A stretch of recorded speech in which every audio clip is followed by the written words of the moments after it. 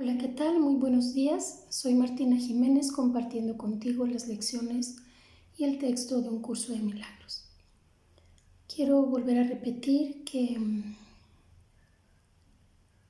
esto lo hago para mí, no con el afán de enseñar, sino simplemente para recordarme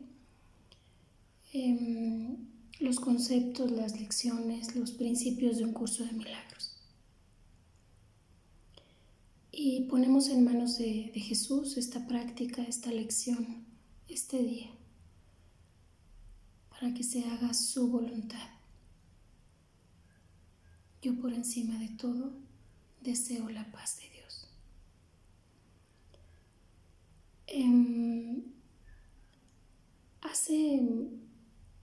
Antes de que yo empezara a estudiar curso de milagros, hace más de 18 años, empecé a meditar. Poco tiempo después me llega curso de milagros y yo seguía meditando.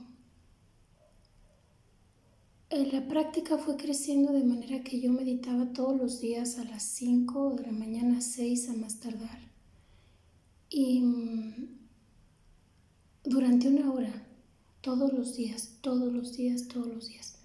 Y meditaba esa hora no porque fuera una hora especial o algo, sino porque con 5 hijos, pues no tenía otra hora para meditar. Tenía que levantarme muy temprano para hacerlo. Y era la hora en que podía hacerlo cuando todos estaban dormidos, pues a esa hora, entre 5 y 6 de la mañana. Y pues estuve un buen tiempo, no sé cuánto tiempo, meditando así, y aprendí muchas técnicas de meditación, muchísimas. Y luego llegó a mi vida la práctica del Reiki y pues aprendí otras técnicas para meditar. Y con toda seguridad te puedo decir que ninguna de esas fabulosas técnicas me ayudaron a estar en paz. Sí, momentáneamente mientras meditaba, pero llegó el momento en que hacía de esa meditación un ritual y el día que no podía hacerla andaba estresada, angustiada, sentía culpa porque no había hecho el esfuerzo de hacerlo o porque había pasado algo que me impidió meditar y andaba como que, sí, o sea, no estaba en paz, ¿no? Mientras meditaba y luego yo decía, ay, es que ahora no estoy en paz porque no medité. Me hice dependiente a eso y hice de la meditación un ídolo. Con el tiempo aprendí otras técnicas para crear el día y yo creaba mi día, ¿no? Y decía todo lo que iba a pasar en ese día y hubo ocasiones en que sí pasaron cosas que yo programaba en la meditación, ¿no? Pero era muy curioso porque esas meditaciones me hacían desear más y más y más y más cosas en el mundo de la forma, en el mundo de las ilusiones. Y llegué a obtener algunas, pero cuando las obtuve me di cuenta que eso tampoco me daba paz y mucho menos felicidad. No entendía muy bien lo que estaba pasando, pero en el ínter yo seguía con las lecciones del curso y me fui dando cuenta que cada lección era para mí como una meditación. Es decir, era entregar mi mente a Dios, al Espíritu Santo, poner en sus manos mis pensamientos, mi día a día, y con la práctica fui aprendiendo que eso era lo que realmente me daba paz. Curiosamente, mis lapsos, mis periodos de meditación se fueron acortando Y si yo lograba estar con una mente aquietada antes, durante una hora, o sea, hasta que completaba la hora, media hora, ya empezaba yo a relajarme, me di cuenta que con el solo hecho de cerrar mis ojos y decir alguna frase del curso, inclusive hasta si tú quieres respirar profundo y al exhalar decir una frase del curso, bastaban solo 5 segundos para que yo volviera a estar en ese estado de paz. En ese tiempo no era consciente de lo que estaba pasando. Con el tiempo empecé a escuchar a otros maestros, a otros facilitadores de curso de milagros, que les había sucedido algo parecido. Leía, escuchaba y entonces dije, mira, pues no estoy tan mal. Y porque yo a veces pensaba, no, es que es flojera, no, es que algo me pasa que ya no puedo concentrar una hora. No es que no pudiera, es que ya no lo necesitaba. Con esto no estoy diciendo que no medites, que no te entregues a esa práctica. Si eso es lo que tu personaje necesita, si eso es lo que tú te sientes inspirada a hacer, hazlo, y si eso te ayuda, perfecto. Lo que te quiero compartir es que no hagas un ídolo tampoco de eso, ni siquiera del curso, O sea, tampoco se puede hacer un ídolo de este libro. Ay, que si no hago las lecciones, que si no tengo el libro, que si no esto, que si no entiendo, ya no estoy en paz o no voy a ser feliz. No, tampoco de eso se trata. Lo que se trata es de que poco a poco aprendamos a depender menos del mundo, de las ideas del mundo, y poco a poco, cada vez más, aprendamos a reconocer que seguimos estando en Dios y que no carecemos de nada.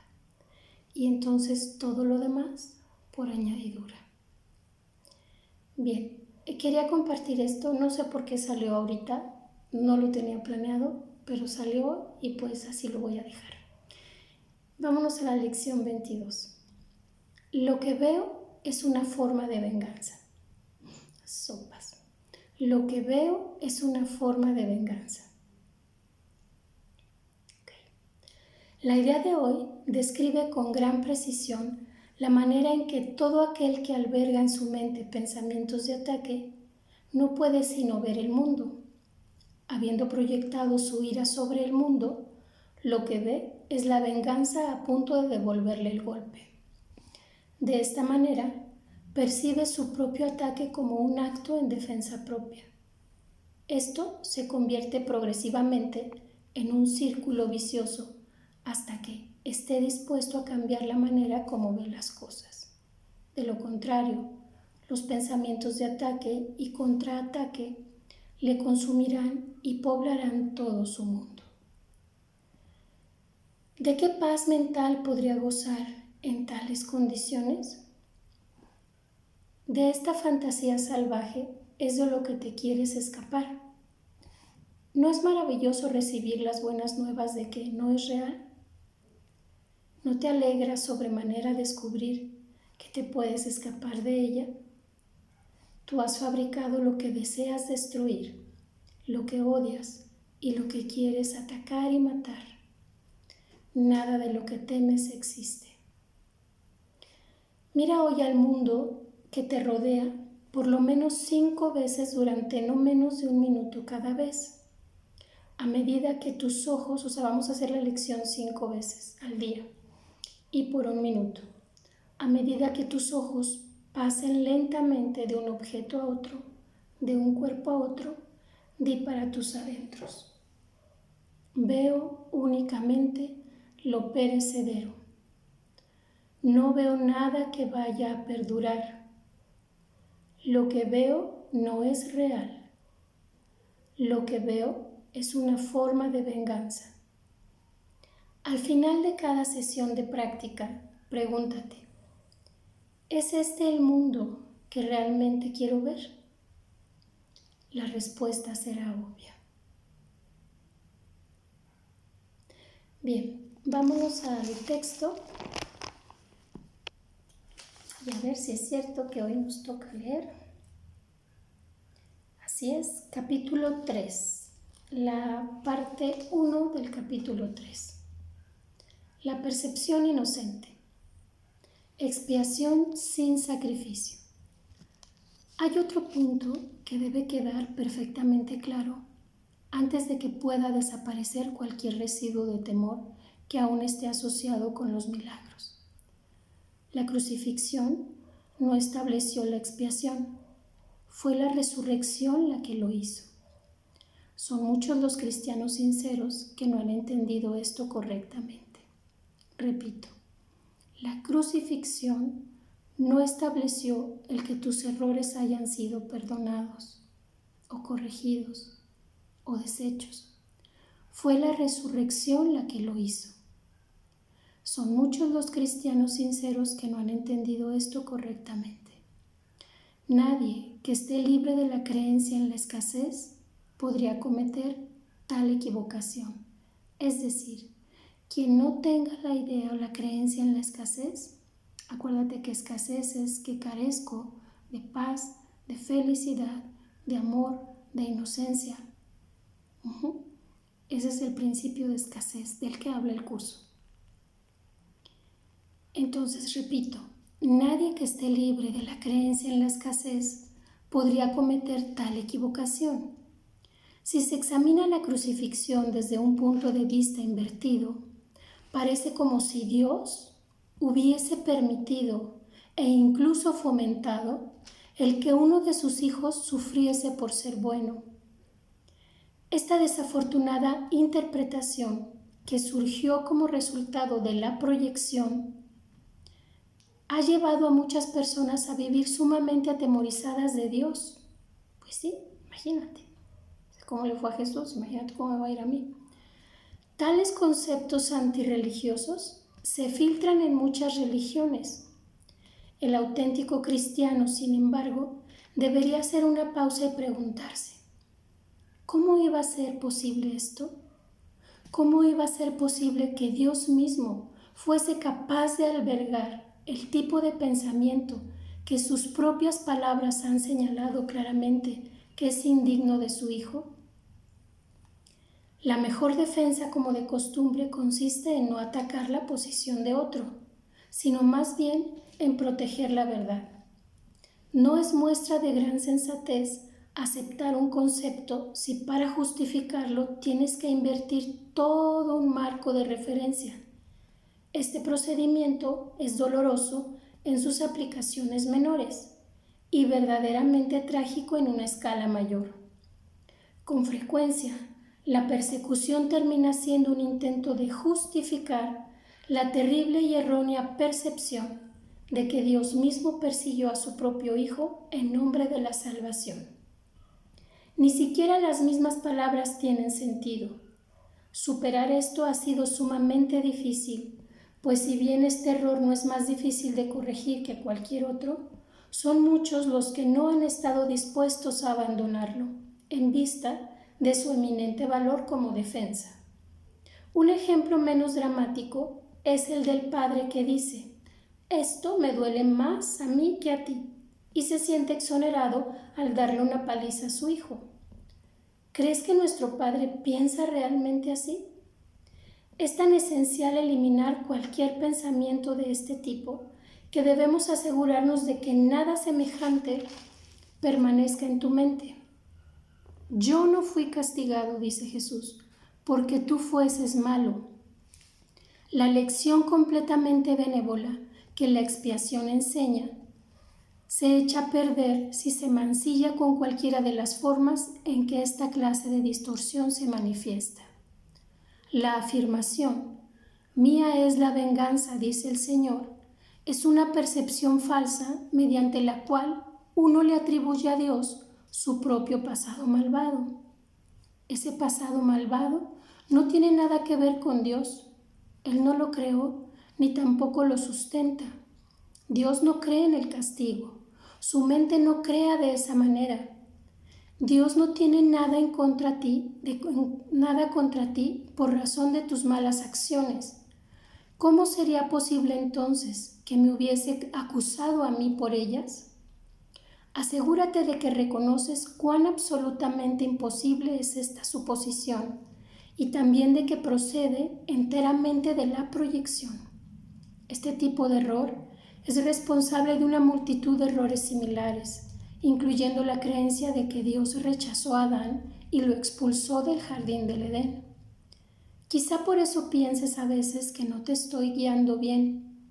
He tomado las máximas precauciones para usar palabras que sean casi imposible de distorsionar, pero siempre es posible tergiversar los símbolos si así se desea. El sacrificio es una noción que Dios desconoce por completo. Procede únicamente del miedo y los que tienen miedo pueden ser crueles. Cualquier forma de sacrificio es una violación de mi exhortación de que debes ser misericordioso, al igual como nuestro Padre en el cielo lo es. A muchos cristianos les ha resultado difícil darse cuenta de que esto les atañe a ellos. Los buenos maestros nunca aterrorizan a sus estudiantes. Aterrorizar es atacar, y como resultado de ello se produce un rechazo de lo que el maestro ofrece, malográndose así el aprendizaje. Se me ha llamado correctamente el Cordero de Dios que quita los pecados del mundo, mas quienes representan al Cordero manchado de sangre no entienden el significado del símbolo. Si se entiende correctamente, es un símbolo muy simple que habla de mi inocencia.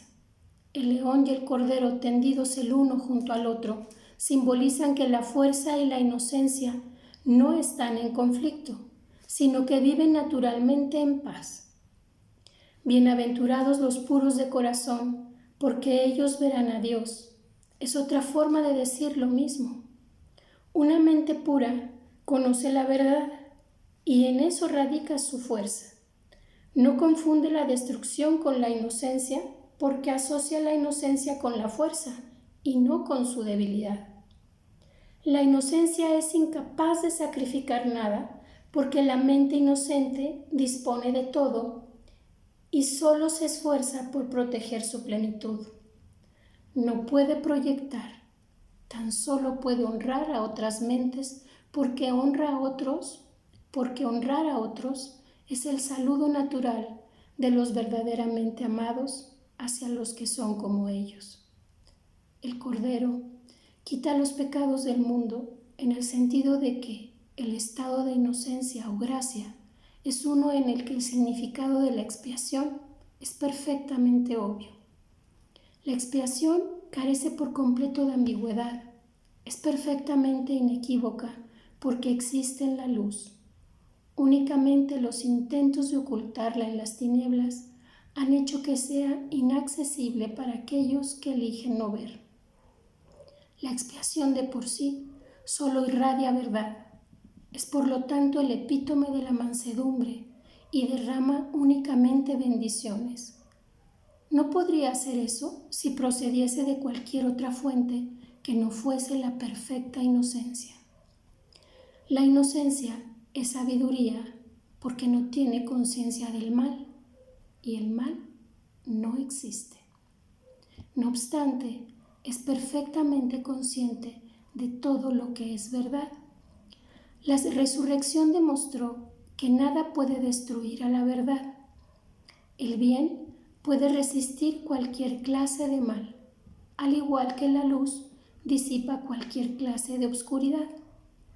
La expiación es, por lo tanto, la lección perfecta. Es la demostración concluyente de que todas las demás lecciones que enseñé son ciertas. Si puedes aceptar esta generalización ahora, no tendrás necesidad de aprender muchas otras lecciones de menor importancia. Basta con que creas esto para que te liberes de todos tus errores. La inocencia de Dios es el verdadero estado mental de su Hijo. En ese estado, tu mente conoce a Dios, pues Dios no es algo simbólico, Dios es un hecho. Cuando conoces a su Hijo tal como es, te das cuenta de que la expiación y no el sacrificio es la única ofrenda apropiada para el altar de Dios. en el que solo la perfección tiene cabida. El entendimiento de los inocentes es la verdad. Por eso es por lo que sus altares son verdaderamente radiantes. Hasta aquí nuestra referencia al texto de la lección 22. Para los que nos escuchan por primera vez, te recomiendo que empieces a ver los videos donde hablo qué es el Cristo, la Navidad como símbolo del fin del sacrificio, qué es un curso de milagros, y las primeras lecciones, la introducción al libro de ejercicios y la introducción al texto de un curso de milagros. Pero bueno, nada más si nos escuchas por primera vez, quiero aclarar que expiación es deshacer el error, y en el curso siempre se va a encontrar con mayúscula porque es una función que hace el Espíritu Santo.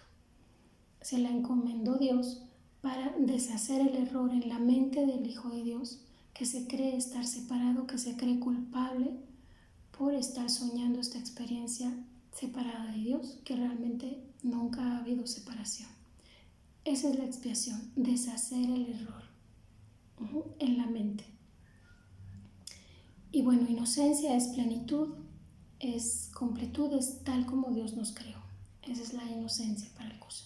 Y si gustas, podemos rectificar o reafirmar en este libro que te recomendaba la vez pasada, Glosario Índice para un curso de milagros. Aquí podemos buscar más claramente qué es la expiación. Se encuentra en orden alfabético, entonces para que te quede más claro, espero que sí venga.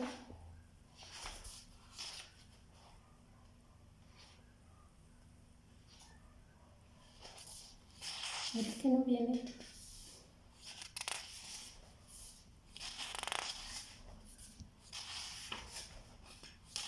Sí, bien. Expiación. El plan de corrección del Espíritu Santo para deshacer el ego y sanar la creencia en la separación.